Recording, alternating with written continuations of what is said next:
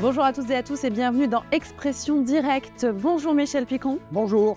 Vous êtes vous le président de l'UDEP, vous présidez l'UDEP qui représente 3 700 000 entreprises de l'artisanat, du commerce de proximité, des professions libérales, des secteurs qui ont naturellement recours à l'apprentissage pour former leurs futurs salariés.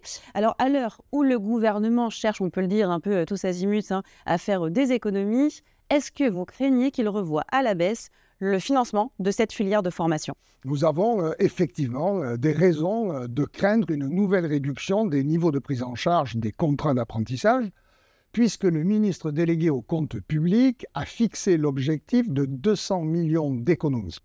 À l'UDEP, nous refusons d'autant plus cette perspective que 800 millions d'économies ont déjà été réalisées, que la démarche se fait sans concertation avec les organisations professionnelles et qu'elle risque de mettre fin à certaines formations et d'assécher l'accès à certains métiers par manque de moyens financiers. Ok. Et est-ce que vous voyez d'autres moyens pour justement faire des économies, ces économies souhaitées par le gouvernement? Oui, vous savez que les entreprises qui forment des apprentis sont aujourd'hui accompagnées financièrement à hauteur de 6 000 € pour l'ensemble de la durée du contrat d'apprentissage.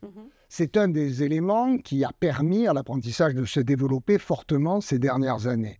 Or, il est assez clair que les entreprises de plus de 50 salariés, compte tenu de leur structuration, seraient tout à fait en mesure d'accueillir des apprentis sans bénéficier d'un accompagnement financier. Cela permettrait de faire 1,6 milliard d'économies. Alors, il y a un autre sujet dans l'actualité, ce sont les élections européennes du 9 juin prochain. Quel regard portez-vous sur le travail de l'Union et quelles sont vos priorités en matière européenne? Les crises se sont enchaînées depuis 2020 et l'apport de l'Union européenne a souvent été décisif, je pense en particulier à la réaction face à la pandémie. Mais trop souvent encore, les réponses demeurent inadaptées aux petites entreprises et l'Europe continue de générer de nouvelles contraintes, de nouvelles obligations que nos catégories d'entreprises sont incapables d'appliquer même avec la meilleure volonté. Il faut mettre fin à cet empilement de normes. Nous présenterons très prochainement nos propositions pour améliorer les choses et nous auditionnerons les candidats sur ces priorités. Je vous en donne une, nous demandons que toute réglementation ou législation qui aura un impact sur les TPE et les PME soit précédée d'une période d'expérimentation afin d'en mesurer la pertinence. Alors, l'UDEP a-t-elle d'autres actions fortes à venir dont on pourrait parler aujourd'hui avec vous?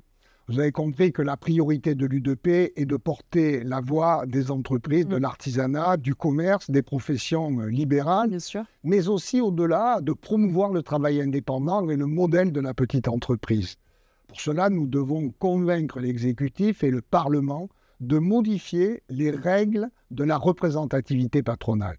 Aujourd'hui, les représentants des grandes entreprises concentrent tous les pouvoirs et peuvent même empêcher les représentants des petites entreprises de défendre des mesures adaptées à ces entreprises. C'est profondément injuste et c'est un mauvais pari économique. Le pays a besoin de nos entreprises du quotidien. Le coiffeur, le boulanger, le couvreur, le pharmacien doivent pouvoir se développer, former des jeunes, embaucher, sans qu'on leur mette des bâtons dans les roues. Très bien, merci beaucoup pour toutes ces précisions, Michel Picon, merci. Merci à vous.